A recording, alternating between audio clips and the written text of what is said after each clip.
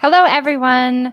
My name is Jen, and I am the founder of Wellness in Motion.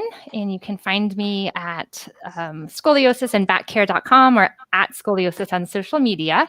And I'm here with some fabulous people to talk about strength training with a spinal fusion.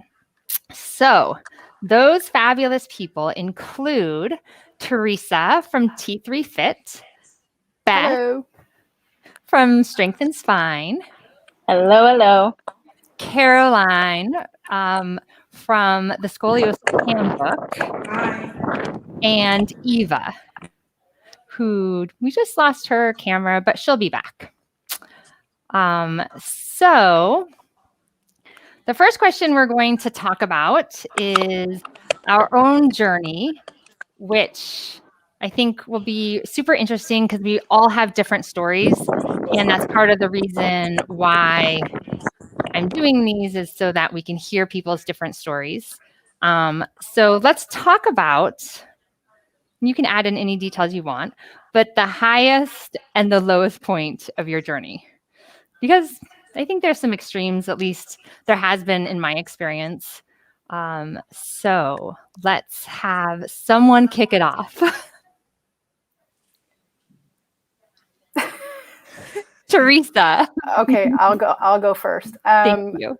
Yeah, it's easy for me to talk about the lowest point of my scoliosis journey because it's just it was embedded in my brain for so long.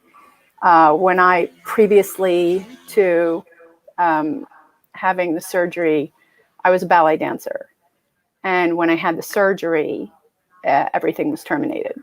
Like they told me you can't dance, and I auditioned at the time for LaGuardia High School for ballet, and they saw my scar, and they dismissed me. That was probably the lowest point for years, not just for a small amount of time. The highest point was that I figured out when I could still dance, and that was 30 years later. And discovering not just physically, but emotionally, that I could still move differently, but I still had the freedom of movement through my body, even with being fused. And I still had the mobility, and that made my heart sing. Amazing. And question for you, I'm just curious. I'm asking this because of some things that came up yesterday. Mm-hmm. Right after your surgery, what did that first year look like for you? In terms of what? Just life? As far as casting, or like, did you wear a brace after surgery, and were you told not to get out of bed for a certain period of time? So I was in the hospital for 2 weeks, and then I was in recovery. I had the surgery towards the end of my school year, and the only thing that I was told was don't go in the water for long periods of time, and I had to wear my brace if I was in a moving vehicle, and that was it. Okay. And I didn't listen to the part about the water. I was on a private lake, and I was in Montauk during the summer, so it was kind of hard to stay away from water. Fair enough, for sure. It's so interesting, the different stories of what people were told, because there doesn't seem to be always some consistency. It really is very different. Excellent. Thank you. So, Caroline, how about you? I was thinking about this afternoon, and I thought that my low point was when I woke up after my second surgery, and I was told that my fusion hadn't worked the first time, so I had to have, instead of them just taking the broken rod out, they had to redo the whole thing again. And I was meant to be getting a dog as a kind of treat if I had, on the very low possibility that I would have to have the whole surgery again. That was kind of what was getting me through. And I'd chosen a dog, and I said to the surgeon, he said, you've been down for hours, we had to redo the whole thing. I said, well, at least I get a puppy. And he went, no, you're not having a dog. You can't walk a dog. So that particular surgeon who did my first 2 surgeries, he told me that I couldn't be a pattern cutter. I was at London College of Fashion at the time, and that I could finish my course, but I couldn't work in design or pattern cutting. So that was like, out. And then it was that. And I think that maybe was when I realized this is really horrible. I was just miserable. I also think that we had a shoot for the Scoliosis Association UK 4 weeks ago, and it was here at my house in the garden. And I was listening, I'm 54, and I was listening to the youngsters, in their 20s, talking about the scoliosis, and they were all saying that they'd had counselling before and after the surgery, which in my day, I forget that, nobody ever heard of counselling. And it wasn't until the day after, it was an amazing day, but for the first time the day after, I cried all day. And I took all the clothes back that I bought for the shoot that I wasn't wearing, and I had to take them back. And I just drove up to London crying, and I drove back crying. And that's when I would say emotionally it hit me, because that's why to answer your question, I blocked it all out. Yeah. And do you have a point, like a high point, that you think was like a wonderful moment or realization? Yeah, I went to the YMCA to do a personal training course. My trainer wanted me to be a trainer. I was thinking, that this is ridiculous.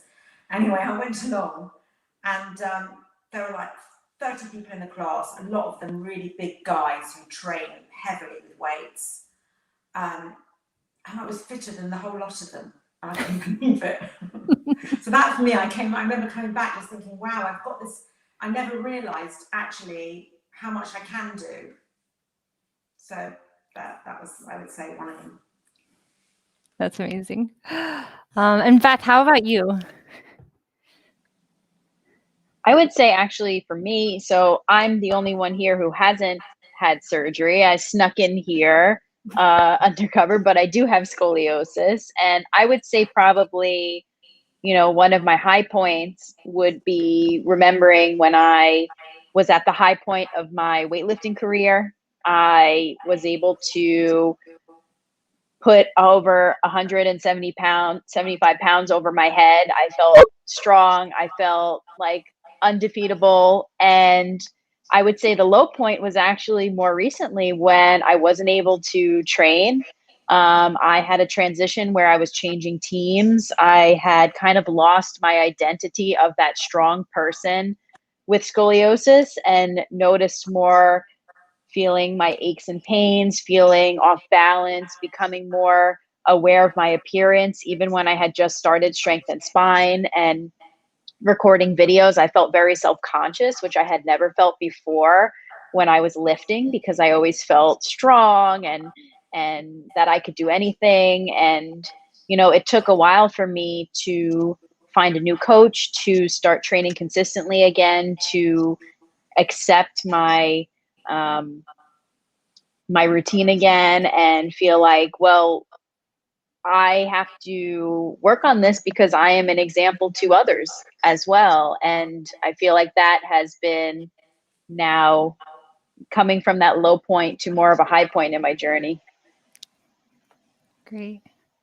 And Eva, how about you? What would you say for your journey has been a high point and a low point? You can choose the order.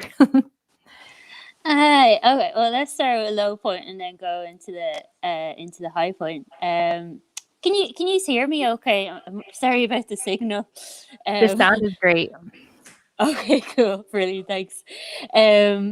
So the low point, I would say, is just kind of like all the teenage years, basically. After like getting spinal fusion at 13, I always just felt like very different to everyone else, just kind of like a black sheep. And even like in college, I was always slagged, like made fun of for being like really, really short. compared to other people. And like it's that type of thing where you don't want to say like, well, I'm short because I have scoliosis, okay? Like, but you don't want to like draw attention to yourself. So I always kind of felt like a little bit marginalized, even if that was just like my perception, I suppose.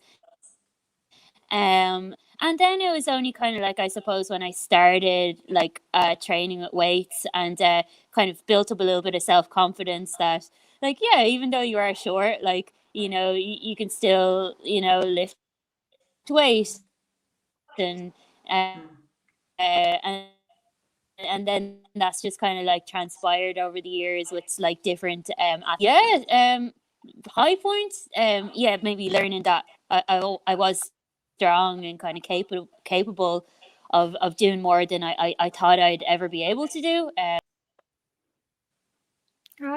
We lost her again. Okay, we'll wait for her to come back. I think she's having signal trouble. She was training this weekend, so she's been not at home. So, gosh, I would say for me, my low point is more recent. I had a bad experience with a physical therapist who was assisting with a Pilates training and really encouraging me. My fusion is only in my thoracic, T3 to T10. So I have a lumbar curve. It's unfused. I would like to keep it stable and remain unfused. I have really changed my movement preferences. I prefer not to do a lot of mobility in my lumbar. I did that for a long time, and I don't think it's going to serve me, especially now, like as I get older. But she thought it would be a good idea to explore lumbar flexion around L5, L4, which I do now know that I have my L5 is fused to my sacrum, so it's did that on its own. And that experience, because I had said that I thought lumbar flexion, I used the word contraindication. It probably would have been more appropriate to say precaution. I don't think it matters what I said, but I did not want to explore that movement. And so I ended up with a lot of nerve pain, and it was extremely painful to sit for a good month. And I think part of why that was such a low point is because I had said, this isn't a good idea. And I've been working with people with scoliosis and spinal fusions for quite some time. So it was difficult to not be listened to. But I've learned a lot from that experience because it is important that we all listen to each other. Or we listen to ourselves and communicate that well is what I'm trying to say. But my high point is that, gosh, this one is really hard. I think I've been really fortunate with my spinal fusion. I think that having a thoracic fusion is a different experience. I have Harrington rods, so I do have some flat back in the thoracic. But I was not given any restrictions other than gymnastics, and I didn't really understand the scoliosis or the spinal fusion, so I really pushed it, and I did have quite an amazing dance career.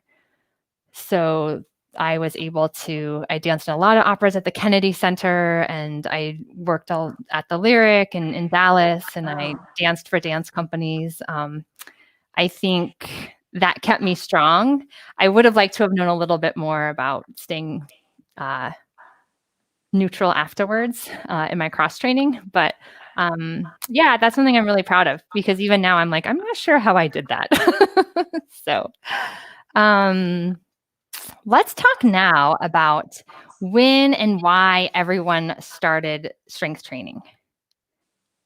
So someone kick us off. Okay, so I started strength training. I'd always trained anyway from when I was really young. My best friend's mom was an exercise teacher, which is how my scoliosis was discovered. But when I wanted to get pregnant, I was told, you've got to be super strong, and not just normal strong, like athletic strong. So, and that was by a physio I was seeing. And so I got myself a trainer. I had to beg her to train me. She didn't want to do it. And that's how I got into strength training. Because I won't lift now what I used to lift, because my surgeon now, who's fantastic, he has said you can't lift that anymore. So I'm not doing that kind of sort of the amount that I was lifting before. But I know that when I don't train for, let's say, 10 days or something, I can feel it. I'm in pain. And my physio, for example, my current physio hates crunches. I'm not talking about big sit-ups, I'm talking about tiny little crunches. He hates them. But I know that they're okay for me.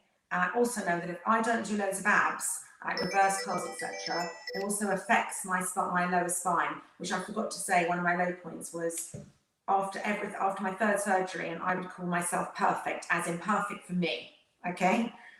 I then had a horrible car accident. Someone drove into me and it's damaged my lumbar permanently. So, and that, I suddenly thought, why didn't I even think about that? That really has made me very irritated. That's a polite way to put it. So Yeah. That's how I got into strength training. Great.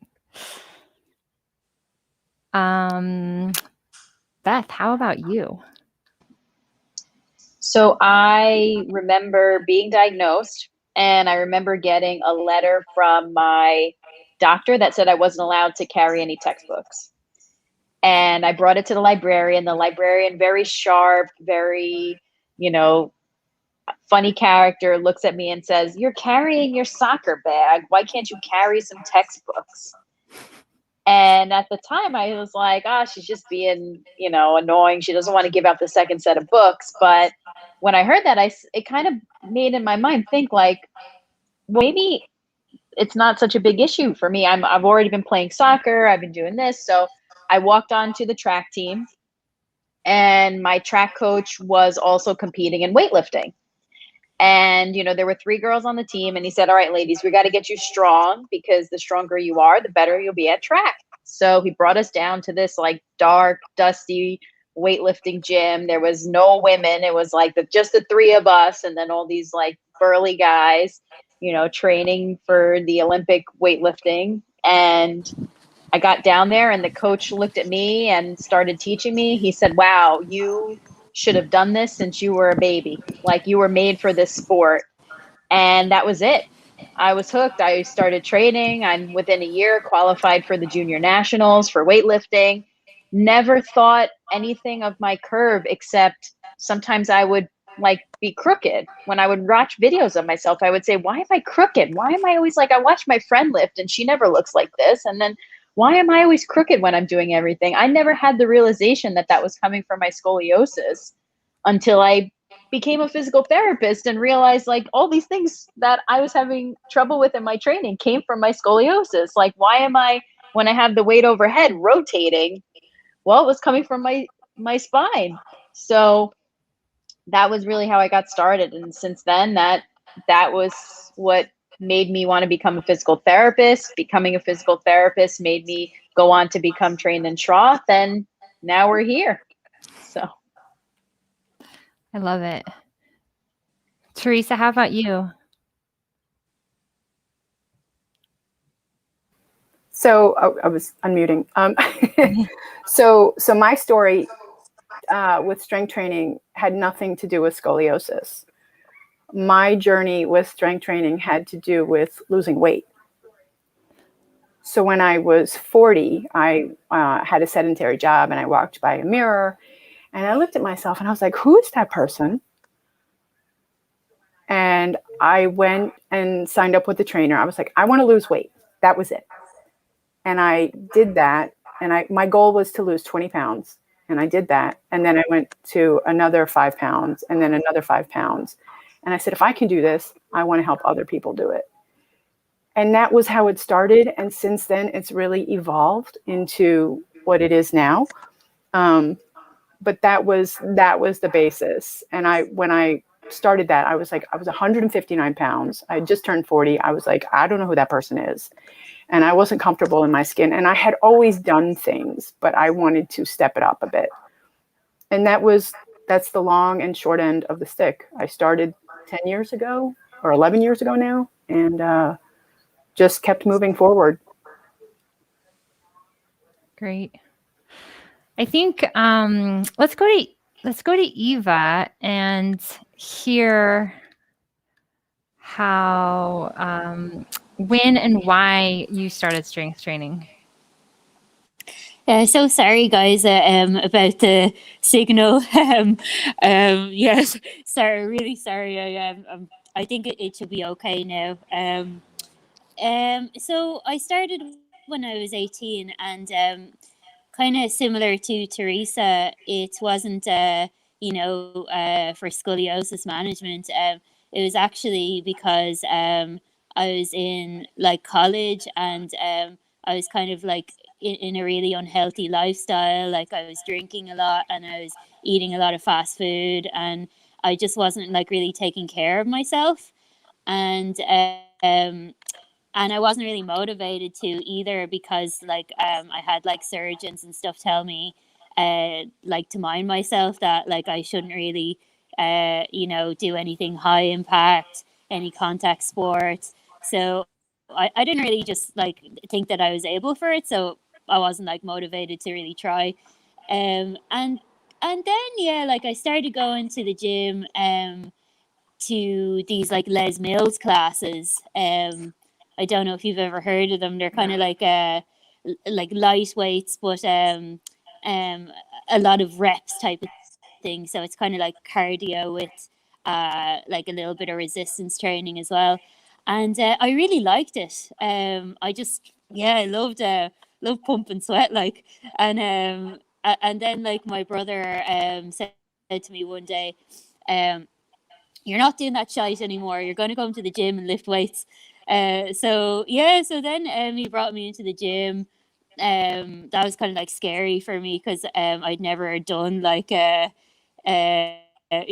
weights before. Like I thought that was kind of like just for the guys. And and then he just like taught me how to deadlift and how to squat and bench and overhead press and this type of stuff. Things that like, I was told like, no, don't do that. But for me personally, like it's not for everyone, I know, but for me, it worked. I found it worked really well for my body, and I just really enjoyed it. Like so yeah, 18, just like trying to make myself feel a little bit better and get on a bit of a better path again. That was the start, Jen. Yeah, That's great. yeah. For me, I think about it, and I guess when I would have a dance injury and I would see a physical therapist, like much of what they would give me was strength training based. So I had a lot of experience with movement, and I was already a yoga teacher, and I had been studying in New York at Samam Kaya and assisting classes to learn about scoliosis and to learn about spinal fusions. Just that was part of my kind of healing path, and also learning about my scoliosis and my spinal fusion. And I studied accounting in undergrad, and then I had this dance career, but I would sometimes do some consulting. I went to grad school in nonprofit management, and when I was in New York during that time, I was doing the finances for a nonprofit. And I decided I wanted to try to like take a plunge into doing more health and wellness, but I didn't want to only teach yoga classes. Because what I would probably have needed to teach were like intro classes or specific scoliosis and spinal fusion classes. At that point, I wasn't going into extreme range of motion with my yoga. I was still dancing, so there was some extreme range of motion there. And, having this dance career and spending this time in yoga studios, I thought, you know what, I want to be a personal trainer because I want to work with a broader array of people. And that was what was really appealing to me, was just to be around all sorts of different people in New York. So that was kind of why I went down that personal training path. And I'm really glad I had that time and that experience. I did end up working mostly with the people who needed some I worked with a lot of people who had some back concerns. That was the type of clients that they gave me because they knew I could do that. But it was really great, like that, taking that path in that way. So let's talk a little bit about how I'm so curious because I imagine we all have different approaches, but how does everyone approach or teach other people that also have a spinal fusion? Because we're all so different. So I'm kind of curious to hear everyone's thoughts. Someone wants to kick it off. Well, I'll be honest with you. When I first started training people with spinal fusion, I didn't really know what I was doing. So I kind of just like tried out different things with different people and kind of see how they responded to it. So some people, you know, I would have just done like basic strength work to start off with, you know, stuff like teaching them how to hip hinge or you know, like kind of unilateral movements like lunges and stuff like that. But also like I would try stuff out like you know, barbell hip thrust or deadlifts, stuff that a lot of people say, oh, you shouldn't do like if you have spinal fusion. But like in my experience, it was kind of down to like the individual. Like some people it worked well for, like not too heavy, but like, you know, reasonable amount. And then other people it didn't work so well for. So it's kind of like, you probably all agree with me like that it's individual. Even with a spinal fusion, like it's so different person to person. Well, everyone's You know? spinal fusion is so different. Yeah. Instrumentation is different. The age that people got their spinal fusion was different. Whether someone has had revision surgery, there are so many different factors that it's really interesting, like how different people can be. But then also there is like a shared commonality too. Totally. I find like if it's in the lumbar, there's certain things that are much more restricted. But if it's only like a thoracic fusion, then you know, you can do a lot more like hip extension type of movements, for example, or like that type of thing. Yeah. So the longer the fusion, I suppose there's more things you need to be wary of, you know. Yeah. Yeah. Thanks. Okay, who else? Caroline, how about you? So, I mean, I would agree with Eva. It's very individual. And I also think it depends very much on their fear factor. Because some people are petrified of doing anything, and others are not so petrified.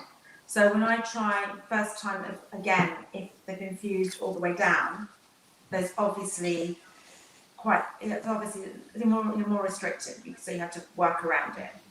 But I found that, let's say, lat pull downs, working with the TRX, find really, really good. Deadlifting, squats, lunges, upright row, for example. I find that generally works for most people.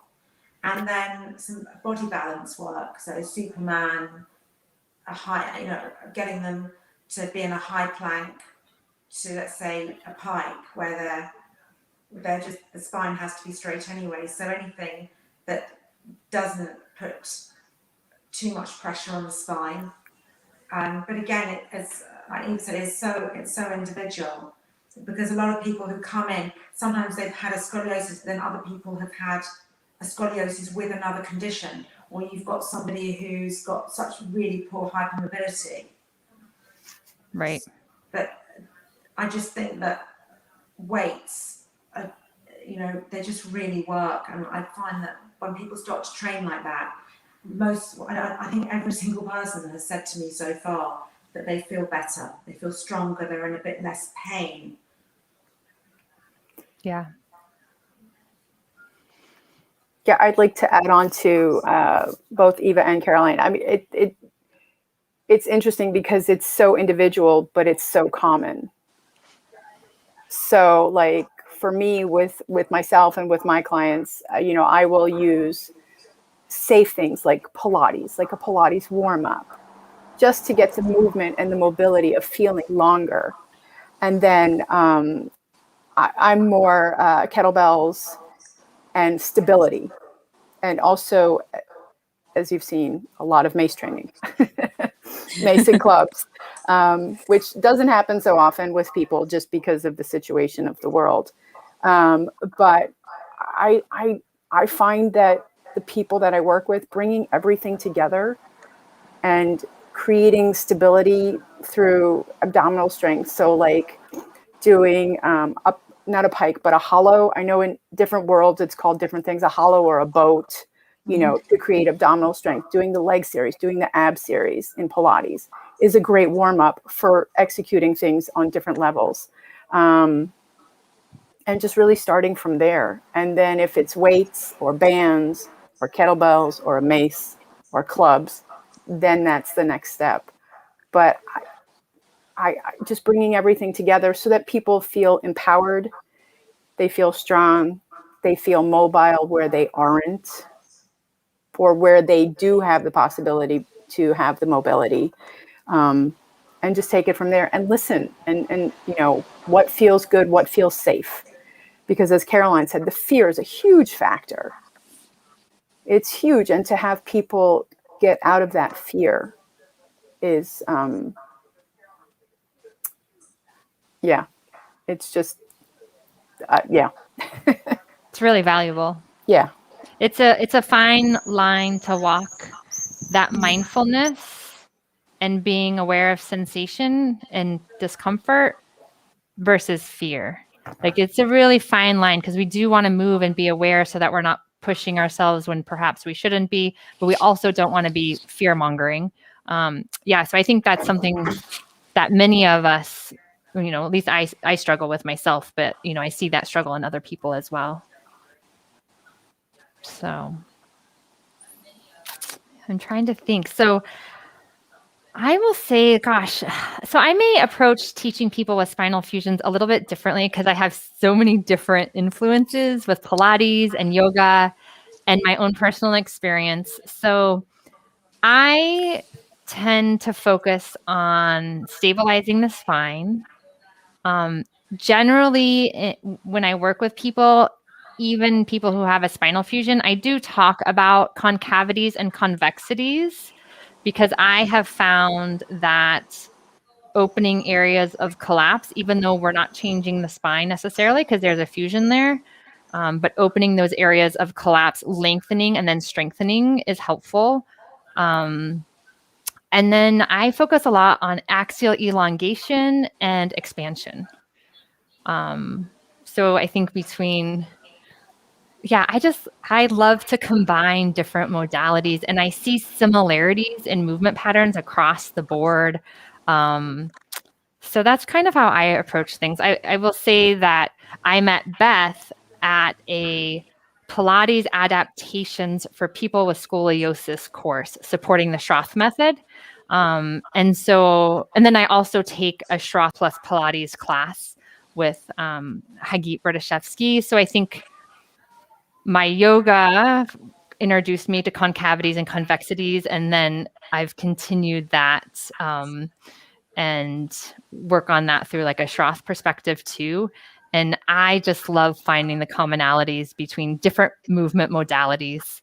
But yeah, that's what I would say. Spinal stability, tall, wide, and then maybe a little bit of concavities and convexities. Beth, how about you? So it's fun because the first time I worked with clients in spinal fusion is actually when I worked in the hospital. And I would be that annoying PT on post-op day one, walking into your room, big smile, like time to get out of bed. So when we initially treated in the hospital, we were working with a lot of people who had spinal fusions, and the recommendation was always walk, walk, walk, walk, walk, tell them to walk. And I said, yeah, but to get out of bed is a squat. To pick something off the floor is a deadlift.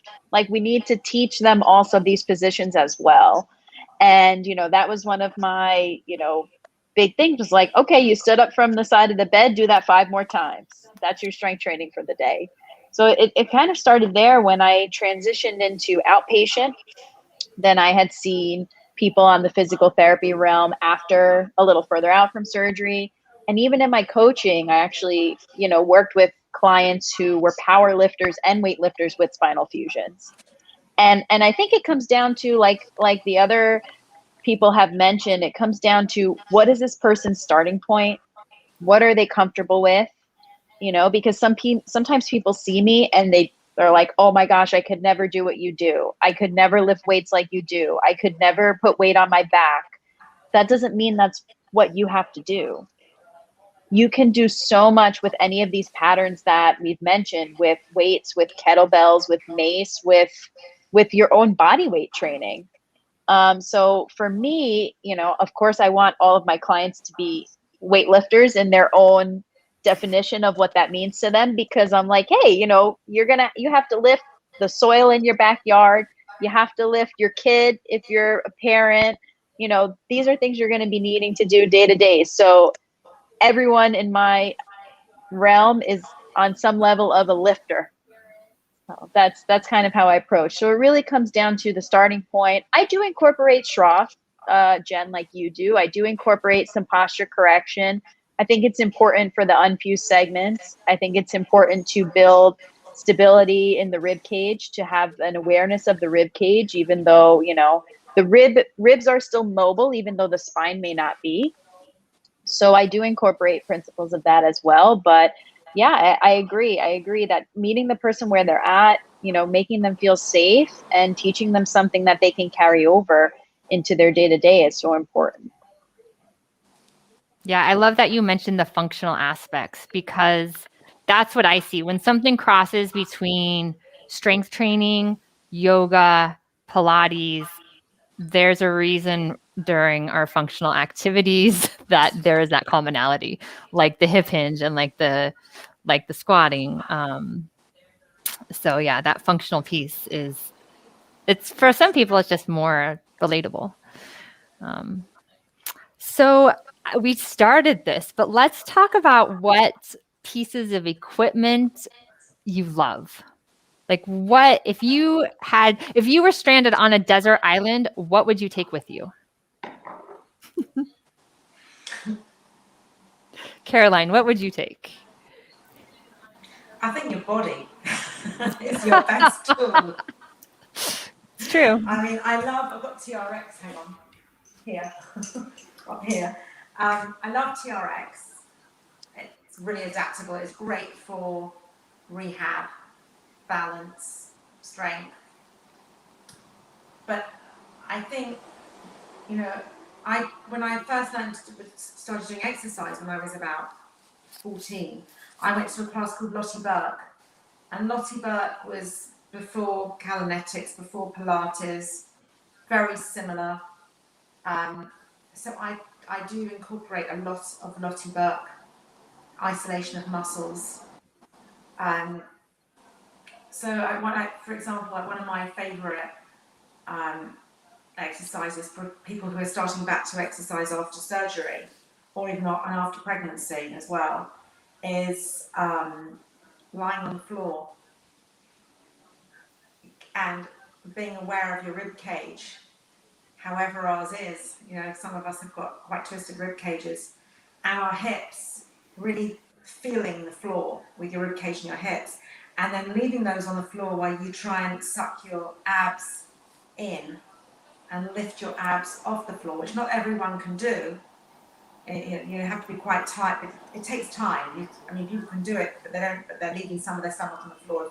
Still everyone's got muscle underneath, and it's like a hold your breath that you hold in for 10 seconds and then you breathe out.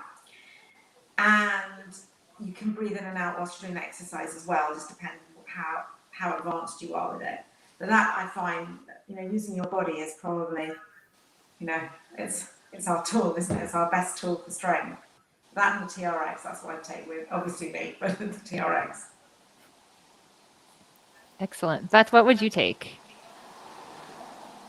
For me or for a client? For me, I need For you.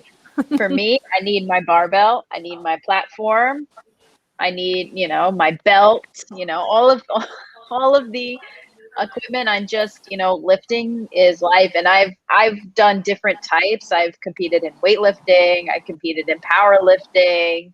I can't do strong woman because I'm a little bit too small for strong woman. You need to be a little bigger to like move the boulders and that stuff. But if I could, I would.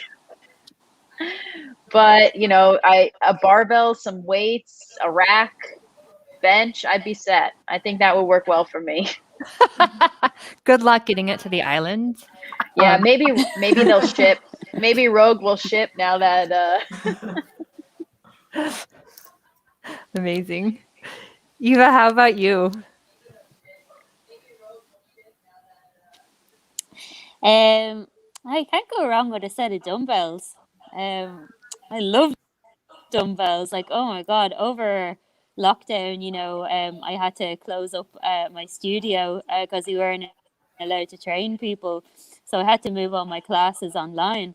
And like the only equipment people had at home was, a set of dumbbells, and, some people have resistance bands as well. But like, yeah, I just realized over lockdown, like how much you can actually do with just a set of dumbbells. Yeah, Like I agree. you can work your whole body. You can do upper body, lower body, unilateral, bilateral. Like there's just so much you can do with just 2 dumbbells. So yeah, that would be my island choice for sure. Amazing. I will say that I experienced a similar thing over lockdown in that I really realized how much you can do with just your body, Caroline, like you were saying, your body, you can just do a lot if you're just doing body weight. And so for me, I'm almost like really thankful that we had that time where we could only have access to what was in our immediate surroundings, because it was really good for me to explore, okay, what can we only do with body weight? And also, what am I able to teach others to do with only body weight? Because everyone's working with a different space. I will say, though, I do love a TRX. Yeah. It's fun. I think, I don't know, there's just a lot of moving parts, and so there's a lot to stabilize. It's fun. Teresa, how about you? So for this moment in time, I will say a mace and my body. So there's a particular mace that it's a really long neck and the plates unscrew. So you can use them as dumbbells. So it has a multi-purpose function. And I could use it to like row if I was in a boat to get to an island. Perfect. Wise choice. But it's the same as it just serves as everything. It's a full circuit, full body type of modality that you can use anywhere. And just amazing. I mean, I've worked with Beth with the 10-pound mace, not that one in particular, but that's what I would use. That's fun. And I appreciate too that you said at this point in time, because we're always exploring other things, and that's what keeps being in this, I think, industry really interesting, is different apparatus or equipment and different people. And so there's never a time to be bored. Right. Which is right. why I love it. Okay. We've talked a little bit about this, but let's get around. What are your favorite movement patterns to work on with people that have spinal fusions? Like, I love a great hip hinge and squat. I like a great hip hinge and squat actually for everyone, even people who don't have spinal fusions, but particularly for people with spinal fusions. What else do you guys think? Or I like anti-rotational movements. Like Palloff presses are great.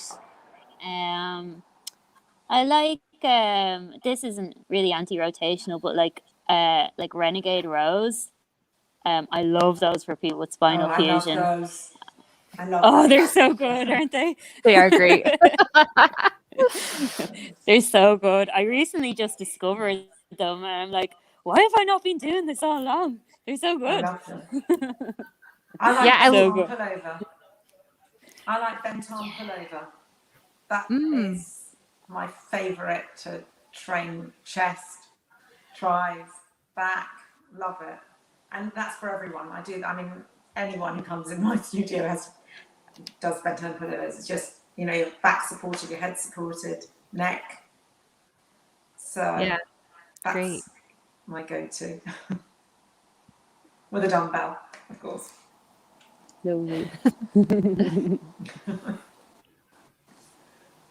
Teresa, how about you? I don't know that I have a favorite. And I get really excited when I see people very much. I mean, even with being fused, we all talk about like posture, right? We have great posture, but we have equipment to accompany that, but we still have to work. So I get really excited when I work with somebody it's regarding upper body. So if it's like, I call it a static kneel, like a plank, but you're on your hands and knees, or reverse flies, anything that really gives them strength and helps to really strengthen the back, I get super excited about. And when it's performed accurately, it's like I'm in a candy store. So I don't have one in particular, but I get excited when I see any movement performed beautifully. You sound like an artist and a former dancer. I can relate. Oh, okay, Beth, how about you? I like a lot of these that are mentioned. I think that, sometimes the challenge is that you don't realize how much your hardware does for you. So some of my clients with fusions can plank for days, and I'm amazed. I'm saying, I can't even do that. How can you plank for so long? It's amazing. So I do like the anti-rotational. I like the Palloff press work as well. I like lat pull downs a lot to really, I feel like we don't sometimes do enough to strengthen all those supporting muscles. They've been all chopped up for the surgery, and then we don't sometimes address them. I do like hinging exercises. I do like bent over row, things like that. If the person feels okay with that positioning. I would say those are my big go-tos, really focusing on just strengthening all those supporting muscles along the fusion. And then, of course, it depends too what type of fusion, because if it's a thoracic, I may focus more on some upper body work. So yeah, there's so much variety. There's so much more we can do. I don't think people realize the enormity of what they can do in an exercise wise with spinal fusion. Yeah, there's so much. Yeah.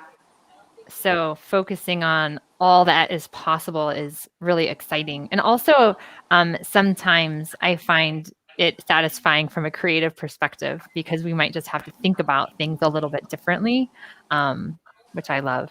Now, what do you guys have favorite tips or advice for people with spinal fusions that are starting a strength training program or starting an exercise program? Yes. Let your ego go. Great. What you could do and what you can do are two different things. Let your ego go. I was just talking with somebody about this last night, and she's very frustrated with her limitations. And I said, and she was talking about walking. I said, write it down. Write it down, how it feels, what it gives you, and how you felt when you were done. You have a logbook. Let your ego go. This is a new you. Yeah. It's a good lesson for life as well. Let our ego go. Yeah. Yes. Especially life during a pandemic. Correct.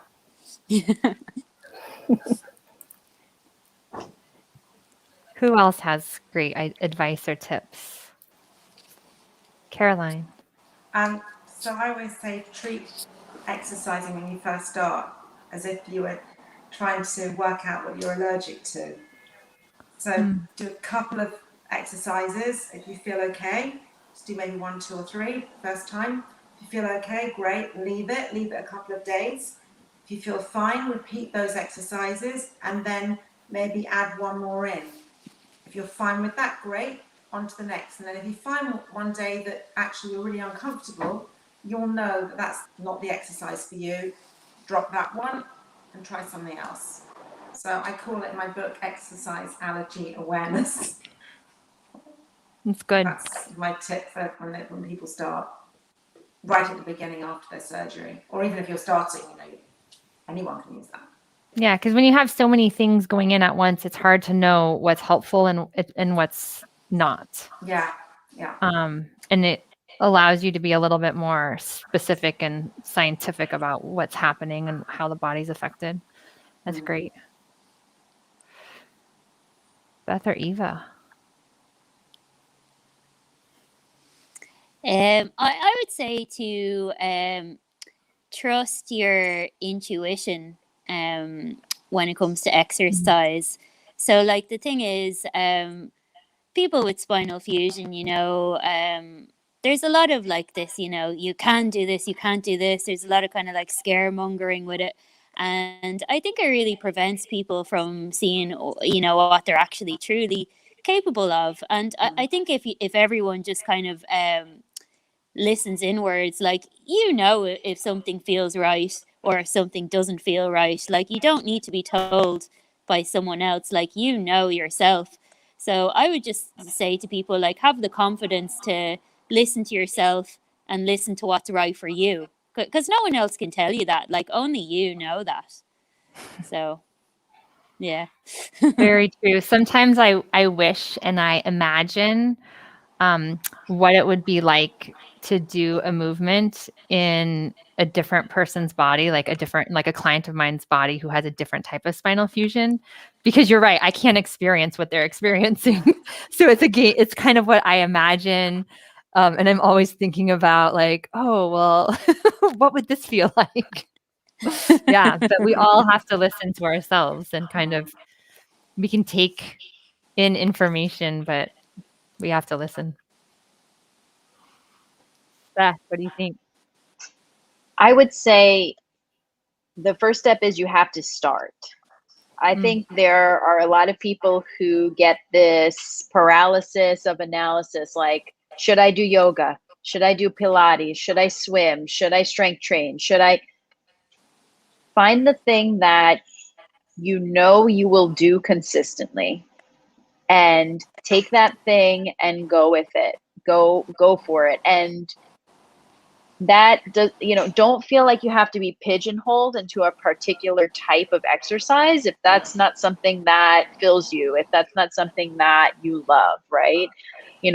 There are so many options out there, and you should choose what you feel comfortable with, and what you can do consistently. I think, like Caroline's saying, sometimes people, they go in, they follow, they do like a 10 exercise workout, and then they're in so much pain, they say, oh, this wasn't for me, I should have never done this. It's about experimenting. It's about learning your body. It's about just starting somewhere with something simple and not comparing yourself to another person, saying, oh, that person can do so much, I can't do what they're doing. That doesn't matter. You have to do what feels right for you. Yeah, I love all of these. I think all of them are so valid and wonderful. And I think I might say something similar to Beth in that sometimes we have these ideas of what exercise means and what it looks like and how long we have to do it for. Like, oh, I can't exercise today because I don't have an hour, but yet you might have 20 minutes. Yeah, I agree. So do something that you love, and maybe even oftentimes too, like, use the motivation of immediate gratification, like, I'm going to sleep better tonight, or I'm going to feel better, or I know that, my back will feel better. I'll have like the immediate gratification. But definitely, I think that there is no right or wrong. Do something that fills you with joy. You don't have to be breathing hard and really sweaty unless that's what you love. But if you love that, do it that way. So that would be kind of like, I think all of these are so wonderful, but I would echo the find something that you love and that you're going to do. And then, if you need some guidance, find some guidance along the way. So awesome. 100%. So I'm wondering if any of you have questions for each other, or if there's someone in the audience that has a question they want to type into the chat. I think we'd all love to answer questions. I'd like to ask a question of everybody, and it just kind of leads us to what you were just talking about. How long, so you're talking about 20 minutes, how long and how often does everybody train? Does everybody here train like 6 days a week, 5 days a week, 20 minutes a day, 40 minutes a day, 2 hours a day? Yeah, that's interesting. So for me, I don't even think about it as exercise. I think about it as movement. And I try to get some movement in every day, whether it's a walk or whether it's doing some Pilates, which also might actually look like body weight strength training. I try to get some sort of movement in every day. And, I might not get movement, but I don't necessarily think about it as exercise always. And I don't think I think about it as how many minutes I'm doing either. Mm-hmm. I think I just do what feels right that day. Mm-hmm. Anybody? It depends. I mean, it depends which clients I'm training. Some clients I'm training with them, and a lot of clients I'm not, depending on what type of rehab client they are. Sometimes I'll train myself. I generally don't go and train for 2 hours solid. I don't do that. I'll do half an hour. I can do a really decent workout. Even 20 minutes, you can do it. Yeah. Decent work. 15 if you're really focused, and you can do a decent workout. I think it's a case of movement and doing a bit every day. But I mean, gone are the days where I'd go to the gym before I was a trainer. I'd go to the gym maybe 2 hours a day, 6 days a week. I don't do that anymore. Thank God, Caroline. Yeah. You've got the time. When I do it. So yeah, I mean, it really depends. I think in lockdown, when I was sitting in front of Zoom, I don't know about any of you, but sitting in front and just training and talking, and I had my little phone and I was just staring, so my eyes were really dry, and my back was really, really uncomfortable, because I realised, even though we were going for our, in the UK, 1 hour Boris walk a day, okay, it didn't really do much for me. And if it was foul weather, which it is a lot here, we just didn't go out anyway. And I just found sitting on the ball was the worst thing. So what I do with my clients now, and they know if they're a Zoom client and I've had a couple of them on the trot, I stick my earpiece in. If it's a nice day, I walk along the pavement with my phone, walk to the coffee shop, bringing my coffee because I know what I like. And I've done half an hour, I'll train them, let's say, for half an hour. And then I'll be back, and I'll be moving around, or I'll walk around the house. But I just can't. I don't know about you, any of you sit like sitting that, is hard. your back seizes up. And Caroline, what I love about what you just said is figuring out how to fit the movement into your regular day. Like, so I did something similar where I had a 15-minute break in between classes during pandemic, and still my online classes. And sometimes, like, that's the 15 minutes that I use, especially if I'm feeling that computer Zoom fatigue. Eva, how about you? Well, it kind of depends on the season, Teresa. It kind of depends what I'd be training for. At the moment, I'm training to run 200k in September, so I do an excessive amount of training at the moment.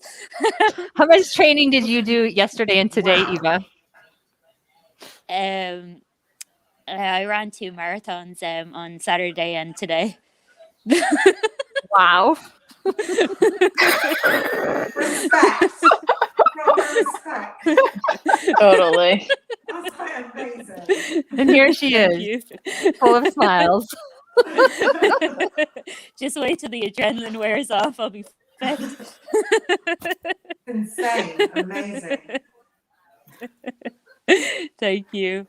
But yeah, it depends on the season. Like, there's certain times a year where it would just be like, just training clients and doing a bit of weight training as well. And then, if it's a season where I'm training for something specific, then it's a bit more of a specific training plan.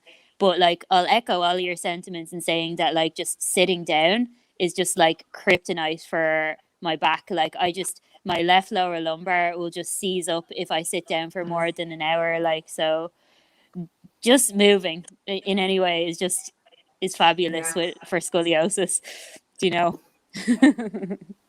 Agreed. Yeah. Beth, Yeah. What how about you? Yeah, Beth? So it's funny, I've seen a difference now because I used to work in outpatient clinic and we had a huge gym. So I'd be running back and forth, back and forth, back and forth, back and forth. Now that I work mainly from home and I see a few clients in person, it's definitely different. It's definitely feeling more the fatigue, but I learned very quickly that I needed to hire a coach for myself because my tendency will be to overtrain myself because I'm like, I just want to get stronger faster. So I work out now 4 days a week. Generally, my workouts are about an hour. I work out with my husband, so we kind of go back and forth. We both trained for powerlifting. So my workout will be, usually one of the main lifts and then some accessory work to go along with it. So that's our routine right now. And then walking the dog, that's our cardio. So I need to do more cardio, but I'm not at Eva's level just yet. Not many of us are.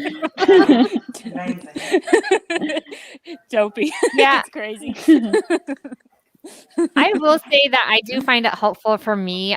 This might be because of my dance training. I do have, I am always in a yoga and scoliosis class on Thursday mornings that I take from Deborah Wolk at Samam Kaya. And then I try to take weekly, it doesn't always happen, but I really try to take a Pilates and Shroth class weekly. And so then I kind of fill in, like I was saying, in the other days. We have a question from someone that several of us know, but Al is asking if we think it's okay to count yard work as movement / exercise. Yeah. I think so. Sure. I will say, like, for myself, sometimes I need to activate some of my stabilizers in my abdominals and my back. Sometimes I might do a little bit of activation before I do something like yard work, just so I know that they're turned on and they're there when I go lift that heavy bag of soil. But yeah, I think that yard work is moving. I think walking to the grocery store is moving. Yeah, as long as you're not like a bend in your back, like if you're keeping a neutral spine, like while you're doing the yard work, definitely, like, just trying to keep in the best posture that you can. Yeah, great. Let's see. Any other questions? I have a question for Beth. So Beth, not to put you on the spot, but do you incorporate your Shroth? How do you practice Shroth yourself, and how do you incorporate that into your training and into the work that your coach gives you? Yeah, absolutely. So this is something that, really changed my weight training practice when I learned Shroth. At the time I was competing in weightlifting, which is a little bit more explosive, a little bit more like quick movements. So, you need to be really stable and able to put yourself in different positions very quickly to get underneath a barbell. So what I found was if I did Shroth as a warm-up For my exercise, I would use some of the hanging. I would do some of the breathing work. I found that I was able to translate a little bit better to my positions in weight training. So I found that the way that I use Schroth the most is I really pay attention to my posture correction in my training. So for example, if I'm setting up to squat, I will take a breath into my concavity of my thoracic. I will make sure that my pelvis and my ribs are stacked, and then I will start my lift. So I do a lot of work to keep my pelvis centered, to try to stabilize through my rib cage. But, it is challenging. There will be weights that I lift where I fall out of pattern a little bit. So I do incorporate that. My coach is programming accessory work that supports my curve. Absolutely. So we do a lot of training, my upper back. We do a lot of training, my lats, all of the scapular stabilizers, all of, a lot of accessory core work. So that's how I incorporate. And that's how I incorporate too for my lifters who have scoliosis. I teach them how to find their postural correction. I teach them how to kind of stack up their body as blocks.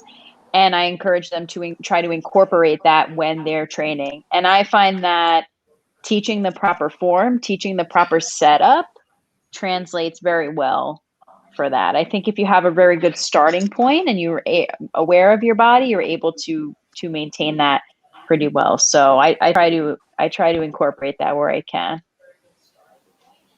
Great. I probably don't practice enough classic Schroth, so don't tell any of my colleagues. Okay, so we have it. Thank you for answering that question. Sure. I think it's interesting to hear how the two Schroth can be incorporated into different movement modalities, either before or after, and sometimes it's an experimentation. And so another question we have is about decreasing the weight as someone gets older, being concerned around injury. So someone who's over. So I guess the question is, does someone who's say 55 or 60, is it fair to have the same expectation of lifting the same weight as that person when they were 25 or 30?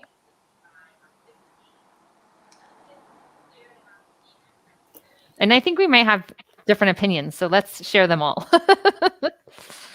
Okay, so I'm over 50. I would say with the clients that I train, it's actually nothing to do with age. I don't know about how anyone else feels, but I can get some younger people come in and frankly, they are just not as fit as my older women. And also you're meant to do weights as we get older for our bones. So it depends. I think when you're asking that question, that Kiko, that what level of weights are you talking about? Are you talking about 2K to 8K to 10K? Or are you talking about lifting 25K? So I'm not sure where what level of weights the question's coming from. So I really think it depends. I don't think you're going to get injured if you are lifting correctly, and it's all about technique.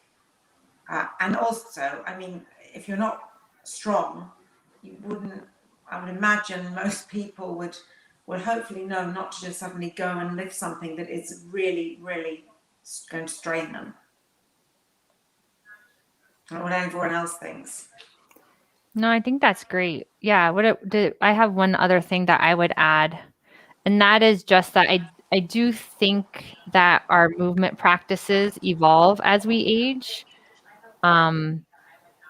I don't know that necessarily means, again, because we don't know what type of weight we're talking about, but I think it's important and it's a positive thing to allow our movement practices to evolve as we age. So, for example, I don't do the same things that I did at, I'm now 45. I don't do the same things that I did at 20, and that's okay.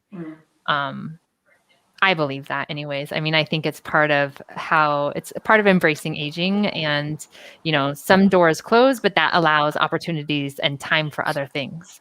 So I try to view it as a positive thing. Yeah. Any other thoughts on that question? Yeah, I just want to say, I don't know that I would want to lift. Like if I was lifting at the age of 20, I'm 51. I don't know that I would want to lift the same weight. And, the work that I do now in this moment in time with a mace, it's 10 pounds. Yeah, I don't It's do more not, than 5K. but the mace, it's a long pole with a ball at the end. And the power and the movement and the stability that it takes, it feels like it's more than 10 pounds. So in terms of weight, it's also relative. I'm not lifting heavy per se, but the modality that I'm using feels heavier. So for me, that's more important, because it keeps me, it's a lot of stabilizing muscles, it's mobility, it's strength, it's power. And I'm going to say it's only 10 pounds. Yeah, I don't do free weights more than 5K with fusions generally, but everyone's individual. Right. You can do Right. it. Yeah, but that's generally when I have a client come to me. Keep it low. Beth, just out of curiosity, what do you see in people who aren't fused that have competed? Like, is there a change between age 20 and age 50 or 60? You'd be surprised. I mean, there are some lifters in that age group, 50s, 60s, that are lifting incredible weights. And this is talking like, I'm not talking about a scoliosis population. I'm talking about weightlifters, powerlifters, because over time you gain experience and you gain strength over time as well. If you train consistently and if you mitigate like injury prevention really well, some of the lifters may peak in their 40s and 50s. And I'm talking from, weightlifting standpoint in terms of that. So we do have a full masters category for weightlifting and powerlifting of people who are, I've seen as old as 90-year-old.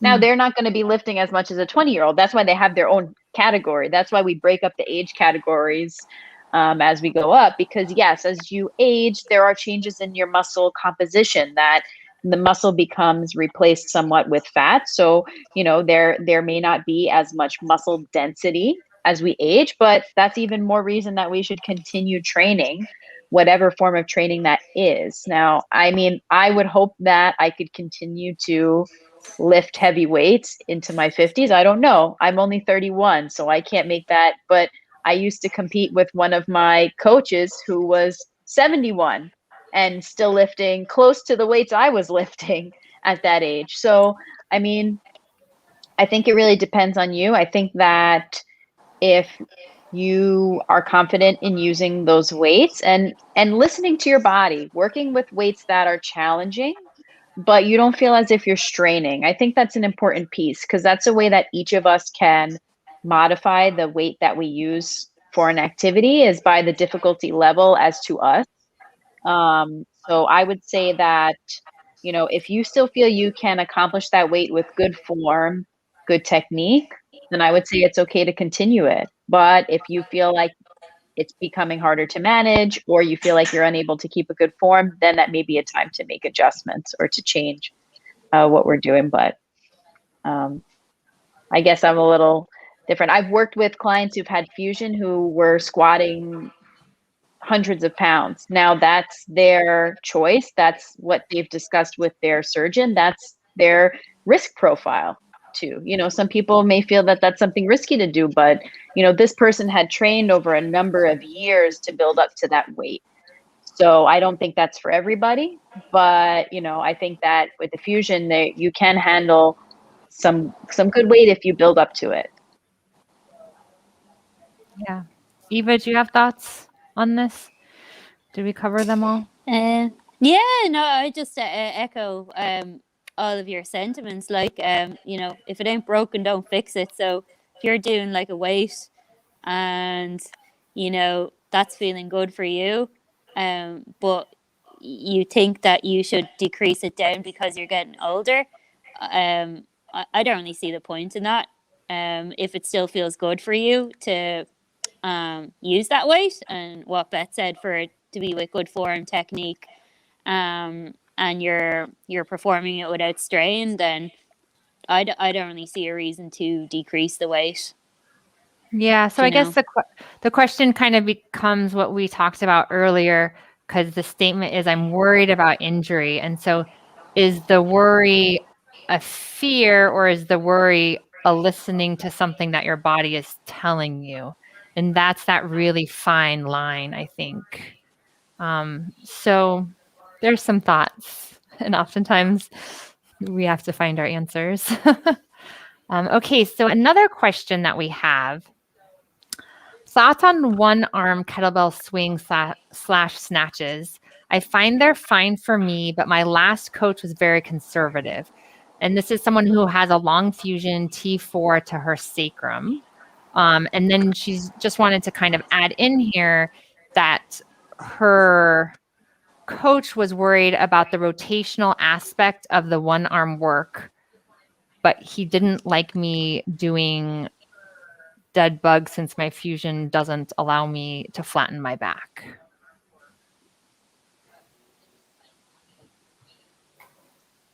So thoughts on kettlebell swing slash snatches for someone with a long fusion T4 to sacrum?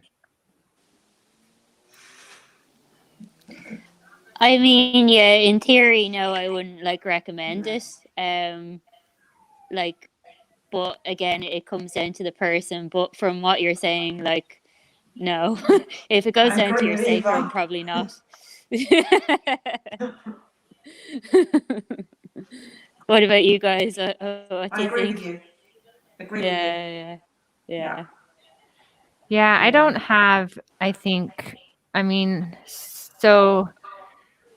don't really have too many thoughts about this. I'm just not familiar enough with kettlebell work to really comment. I do know that this individual is strong, so I will throw that in there. And this is someone who had fusion later, I would say 30s to 40s. Okay, I wouldn't do it, and I'm strong. Okay. That's my answer. Blunt. Yeah. Any other thoughts? I think there's a lot of stuff that you can do that will give you the same training effect in the place of those particular movements that would be kind of a bit more safer with the fusion down to your sacrum, Yeah. And any thoughts about dead bugs for people who have long fusions T4 to sacrum? I found that the surgeons are working really hard to make sure that the person has enough lordosis in their lower back. So, there will be some fusions where that is built into the structure. And I think that makes it sometimes more challenging to find the ab work that is appropriate. I don't think doing a dead bug as an exercise is an issue for someone. It's just that you have to engage, be able to feel your abdominals working with whatever exercise that you're doing. So I wouldn't be too concerned about it. There are probably other, I would say, exercises that could target more. Palloff press is one that Ava and I really like for that. In terms of the kettlebell swing, I mean, coming from, the world of CrossFit weightlifting, I would say if the person has a really good hip hinge and is able to maintain a very good alignment, that if they have the right hip flexibility, it's something that we may be able to build up to. I would say it's something that post-op right away, I wouldn't work on right away. And I'd be curious also Teresa's thoughts on this, because this is more in her field of the kettlebells and mace. And what are your thoughts, Teresa? I agree with the latter part of what you were saying, just with, if you're able to, so squatting to standing, how is it feeling? Building up into that. long term, I would say it is possible with a swing. I have done snatches. I am not fused to my sacrum. Snatches are a challenge for me. And I honestly, I don't know. I know that I have a pretty long fusion. I don't know where it starts. I don't know where it ends. It was a long time ago, and I don't need to revisit it, and I don't have pain. So that chapter for me is structured that way. But I would say with swings, starting out slowly, seeing how it's feeling. Start by like going into a glute bridge, see how that feels, see what you're able to do, and then take it from there. And this is the person that you said was very strong. Was that correct? Yeah. And I think this is someone who had a lot of kettlebell experience prior to her fusion. So she's not trying to learn a new skill, which I think, I still don't have a yes or no answer, but I think that also affects what people can do after their fusion is like, how did they train and what type of activities did they do pre-surgery? And how proficient were they? So I think that this person did a lot of kettlebell work prior to her fusion. I think it also comes down to what we've all said, how does it feel? Be smart about your body. Be really where you were and where you are. If she's got the prior experience of working with a kettlebell, what's the difference in how it feels? Is she able to execute something? How does it feel just going into a glute bridge? Kind of play, I'm going to say very loosely, play around with what you have safely. Yeah. And then see where it is. But if she's already been doing it, she's already got the power and the knowledge on it. Yeah. Yeah. And it is also something that might change. Like this year, maybe it's fine. And then, another year, maybe I decide not. I mean, and I think that's something, again, like walking that line of being mindful, not being fearful, and also like what people's goals are, and those change as well. Like my goal of, all I cared about at one point was dancing and being on that stage. And now what I care about is living with my fusion and having a strong body and, strong spine for the long haul. So I think our goals change too. So. Okay, thank you, everyone. Any other final closing thoughts? Why don't we just do a round robin and say... just keep moving. Yeah, let's do a round robin with your favorite tag and where people can find you. In case someone wants to find you, I'll have in the show notes like a website or social media handle, but just like a little round robin goodbye. So Teresa. I don't have a favorite saying. Great. Or let your ego go. What you could do and what you can do now are two different things. Think about what you can do versus what you can't do. Awesome. Yeah, and it's my first name, my last name, and it's T number 3 FITT. And the number 3 stands for the 3 T's because my name is Teresa Teuscher. Great. And Beth. So if you, I guess my big takeaway is you are stronger than you think. And I love the work of Sarah Louise, who is a beautiful artist who also has scoliosis fusion. And I saw that on one of her pieces, and that has just been my inspiration. And I think with a fusion, you are much stronger than you think. And if you need to find me for any questions, PT, Schroff, strength training, scoliosis, you can always send me a message. My handle on Instagram is Strength and Spine. And I have a Facebook group, the Scoliosis Strength Club, for anyone who's interested, fusion or non-fusion, who wants to start strength training. Awesome. And Caroline. I'm trying to think of a catch line. I think just, go with how you feel. If it feels okay, it's okay. And if it doesn't feel right, don't do it. And you can find me at Scoliosis Handbook. And my website is scoliosishandbook.com, so that's easy. And my book is looks like this. Out the camera that way. And you can find the book. It's on Amazon and Hammersmith Health Books, Amazon.com for the States, and Book Depository as well.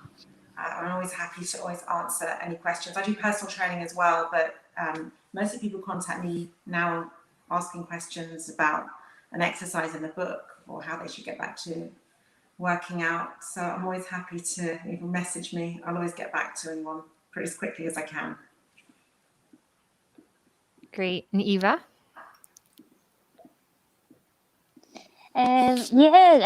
Caroline, I loved your book. I read it actually there recently, and it's just so many amazing golden nuggets in there. So it was well done on creating that. It's an amazing resource for spinal fusion. Thank you so much. Yeah, honestly, really it's means amazing. Yeah, no, seriously. Well, I would just say just keep moving. Whatever you do, it doesn't matter. Just find something that you like to do and do it consistently. But just don't stop moving, because that's when you'll start to get pain, in my experience. And yeah, if you guys want to find me online, Eva Butterly is my Instagram. I have a course for people with scoliosis but unfused. I will have a course later this year for people with fusion, but I wanted to kind of separate the two. So yeah, if you have scoliosis but you're unfused, check out my page. There's a wee course there, and I do some one-on-one coaching as well. So yeah, shameless tag if you're interested in that. Come to my page. Come to my page. I will train you. Fantastic. Okay, and I'm Jen Gorman, and you can find me at scoliosisandbackcare.com, at Scoliosis and Back Care on social media. And thank you all so much for being here. I really appreciate it. I know some of you are up late, and thank you for that. Thank you so much for inviting us. Yes. Yeah, thanks for